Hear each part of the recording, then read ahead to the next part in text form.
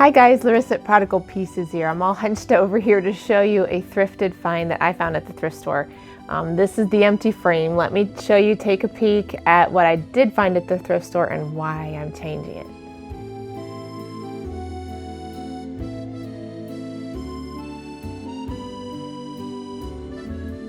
it. Okay, so I'm not into leopard print or a tiger or anything like that, or even those weird mirrors. So sorry for those of you who do. But let's say you were maybe gifted that from a relative, a grandma or something, or you can spy it at the thrift store or garage sale like I did. It's got potential. This gorgeous frame, made in the US here, is a resin material, but it's very ornate, very beautiful, very perfect for what I'm gonna do. I'm going to do some layering, some techniques to show you how you can turn this into something totally suited for your own home. Now, given that it's ornate, it tends to lend itself to the shabby chic, but it can kind of have a farmhouse style, so I'll show you a little bit of twist, a mix of both, but just watch and see what happens.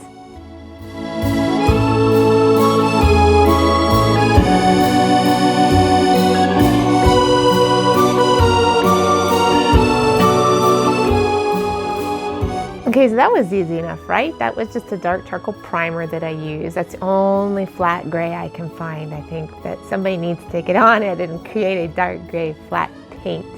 Anyway, I'm going to do the next layer here, and this time I'm going to be using one of my favorite brushes, the round zebra brush. I carry 7 styles in my shop, and I love them so much. That's why I carry them. I'm a brush snob. I really am particular about brush strokes, and these 7 styles are perfect for every kind of thing. This is perfect for this because it's ornate and it will fill in greatly. Now, I could spray the next layer and honestly debated on doing that, but I really want an aged, time-worn look. So in order to do that, I want to use a brush because back in the day, they wouldn't have had a sprayer necessarily, and they would have done it by hand. So I'm going to use a second color that I have. Many of you will be asking what color I used. I will have links below to all the things that I'm using. Also, the full tutorial is over on the blog, prodigalpieces.com. But I'm using a seconds color paint that I have yet to be named, but it's kind of a teal. So just so that you know my layering here, what we're going for, you could use any color you want, but I'm going to be using this teal. See that pretty color?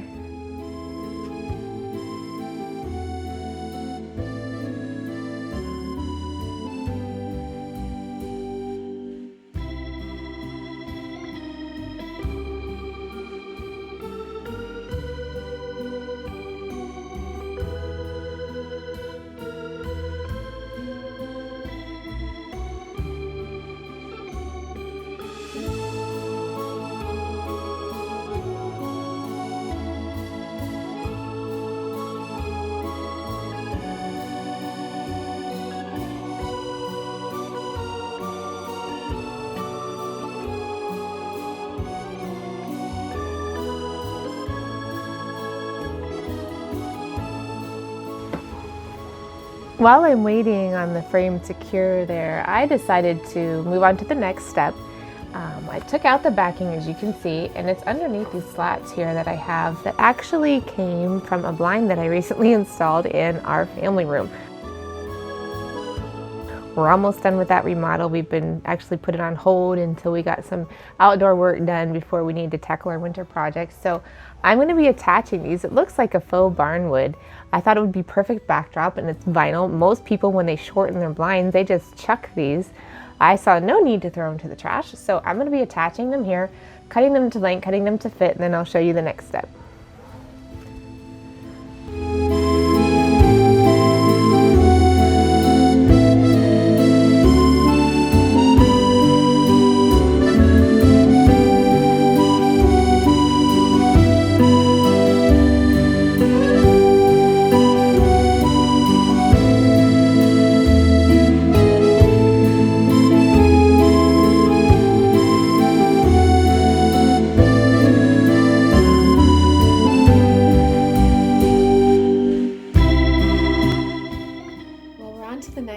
I'm up here, but I'm still here. You saw me wet distress this. I also washed that frame back there in a lighter color green, and then also did some distressing with some sandpaper and some wet distressing on that too. What I'm using now is these redesigned Prima transfers. I typically prefer to create my own graphic and then put it on using freezer paper. So If you look at my other videos, whether you're on YouTube or on my blog, you'll see how you do that with freezer paper and make your own graphics. But for the sake of ease today, and just for fun to show you how you can do this if you don't have the ability to do those handmade designs yourself, you can use these things. They're perfect for furniture fronts, this kind of thing, crafty. But I'm taking parts of a large stencil and mixing it up to create my own because this is sort of small. The transfer that I did buy did come in several different panels. I could create and mix it up to be my own design. It comes with this burnishing tool, which is just basically like a flat popsicle stick thing. I've centered it on here.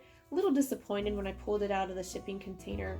The graphic over here is a little messed up. It was stuck to the backing, so it had this white backing on it here that I peeled off, and the graphic was stuck to it. But that's okay because we're going for worn and distressed. It doesn't really matter. So after I will be burnishing this on, I'll be adding just the Frenchwood floor here to fill that up. Pretty simple. You're just going to take it with a stiff finger, rub until you can see it kind of release. It'll look faded, but rub all the way to the edges, and you're just going to do this over the entire graphic.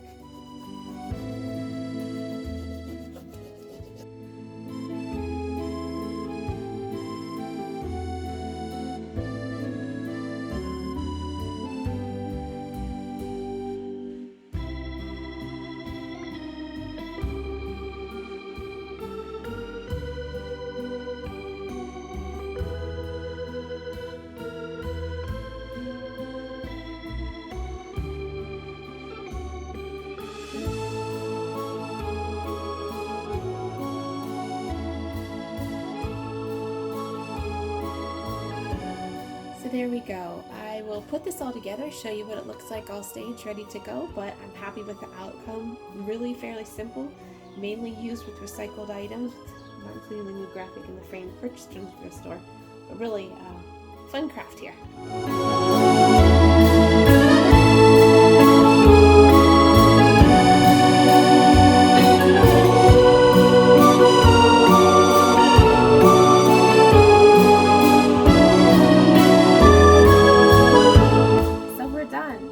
That mirror out with the leopard lady, and I actually did donate that to someone who would definitely enjoy it more than I do. Then I recircled the inserts here, the blind leftovers that I had, and gave it some fun French style.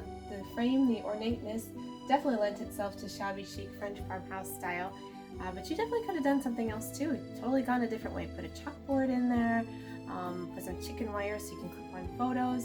Lots of different ways to do this.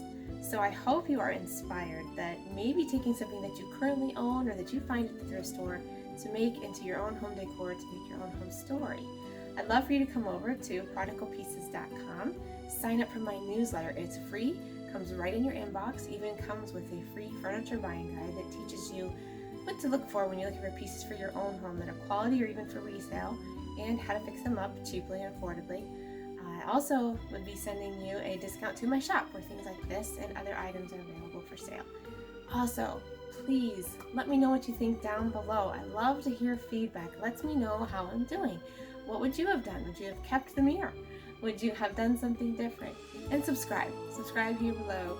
Follow me along. I've got more to come, more to share with you. I'm eager to share. Until next time, Larissa at Prodigal Pieces. Bye.